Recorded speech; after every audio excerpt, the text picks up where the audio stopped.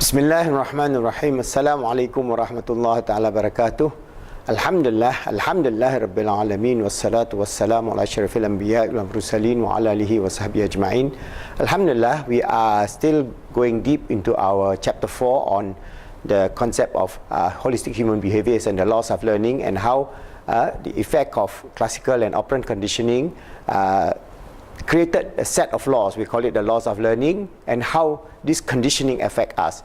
So I have in the previous video we have explained some detail. Today I'm going to give you more detail in terms of how fixed ratio conditioning affects. There are schedule, there are fixed ratio, and this is within the perspective of human existence affects us, especially later on I'll give an example of how a fixed ratio kind of thing is used to oppress workers all over the world.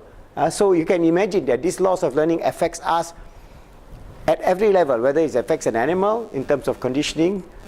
This set of laws that we know will affect us, and that's why it's very important that when we learn conditioning, we will also learn how we can change the system of work to be more fair and just and so on. So I'm going to read on this fixed ratio conditioning, Professor Muhammad Mahdi Jenkins writing. Remember that every response provides information which included in the holistic analysis the prediction that can be made on a fixed ratio schedule, the presentation of the reinforcing stimulus signal that the next response will not be reinforced indicates that there is once again certain numbers of responses which must be emitted before reinforcement can once again follow the response. On a variable ratio schedule, it cannot be known whether or not the next response after the presentation of the reinforcing stimulus will also be reinforced. That two or more responses in a row may be reinforced on a variable ratio schedule remain always a possibility. And the next example, I'll give you how variable ratio conditioning affects us in terms of, for example, like examination or gambling and so on. But now we are discussing about fixed ratio and how it affects human condition, especially how employer used to oppress employees in terms of piecemeal work.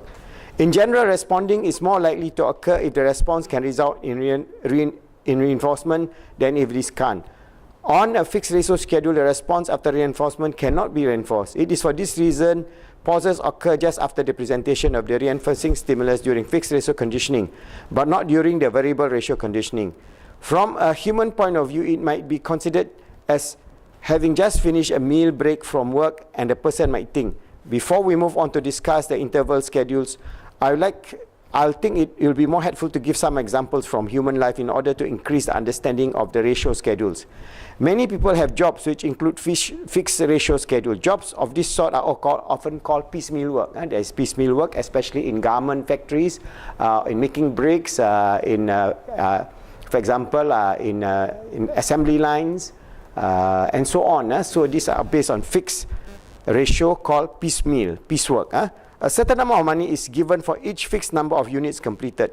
The units of work could be shirts, boxes of fruit pack, number of paper delivered, parts of electronics that are being manufactured or packed, and so on.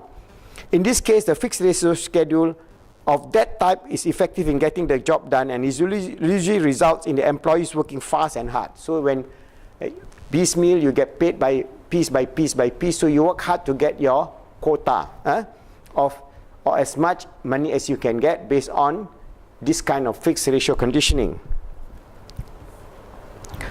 But the problem is that I think piecemeal work is of much more advantage to the employer than the employee. So this kind of work is very oppressive generally, because it gives advantage to the employer. So if you don't make a certain quantity, for example, 100 pieces, for every pieces you get, say, $1. For 100 pieces you get $100. All right, but if that day you're slow, you only do 50 pieces, then you get only $50. So naturally you tend to want to do 100 or more, because if you do 120, you get $120. So this is where this kind of oppressive systems is putting human being like a rat in a rat race. You just do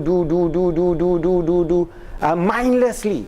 And this is the problem of the modern world, because this is, in traditional societies, we work at a more leisurely pace, because human life is not a dog's life or a rat race life. We have a good life based on the natural tendencies of having a good life, contemplation, rest, recreation and so on. But this kind of oppressive system is used all over the world, especially in third world countries, to oppress workers. Jobs that are paid on piecemeal basis are often not preferred jobs. The workers who take these jobs are often desperate and have no other alternative. For example, they are desperate poor people. So because they are desperate poor doesn't mean that the employers have the right to oppress them, to use this kind of system which is not in a way inhumane. Moreover, the workers do not usually have the opportunity to make a good living by doing a lot of work. It is more often the case that the reward for long hours and hard work will only be barely enough to live on. So normally people in this category, they live hand to mouth. If they're absent one day, they will have no food on the table. All right, this is happening especially in third world countries, as mentioned, like in Bangladesh, in even in China, even they have, for example, like in Thailand, where they are packing, for example, packs of or cleaning of shrimps, in the food industry, in the electronics industry, in so many. So this is an advantage to the bosses, to the rich people, but oppressing the poor people.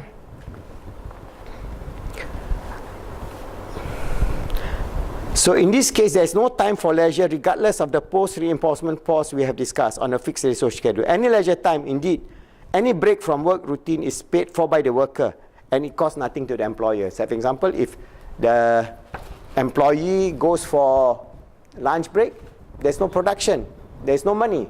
If the employee go for even for a pee to ease herself, there's no money. If the employee is, for example, take one day off because he or she is ill, there's absolutely no money.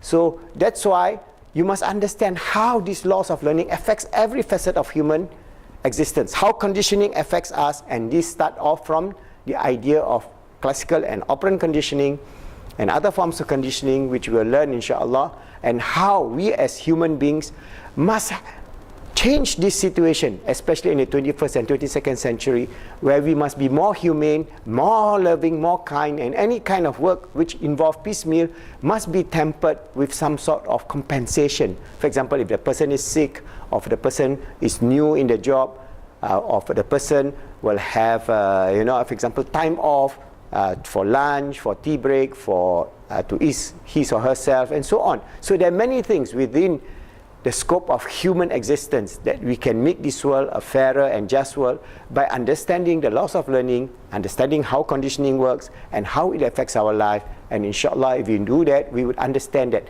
our role on this earth is to be the custodian of Allah, to make this world just and good. That means we strive to make ourselves good, help others to be good, and make the world good, inshallah.